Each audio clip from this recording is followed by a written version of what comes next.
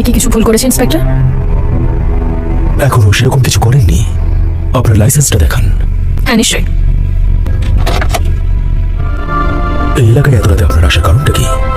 আমি শুধু এটুকু জানি পাহাড়ের হাওয়া স্বাস্থ্যের জন্য ভালো, তাই আমি ভাবলাম ছুটিটা এমন জায়গায় কাটাবো যেখানে একটু নিরিবিলি পরিবেশ পাবো। আর আপনি এখানে এসে পড়লেন, ভীষণ অদ্ভুত চয়েস আপনার। তা আপনি কি করেন? আমি একজন জার্নালিস্ট। এই ব্যাপার। আপনি কি জানেন যে এটা কিন্তু শান্ত এলাকা, পরিষ্কার, শান্তিপ্রিয়। এখানে খুব কম টুরিস্টরা আসে। এখানকার আইন এখানকার আশেপাশের সব রাজ্যের আইনের থেকে সম্পূর্ণ আলাদা। আমরা এখনো আমাদের শিল্প বাঁচিয়ে রেখেছি, সংস্কৃতিও আর আইনও, যেটা কিনা আপনাদের জীবনযাত্রা থেকে সম্পূর্ণরূপে আলাদা।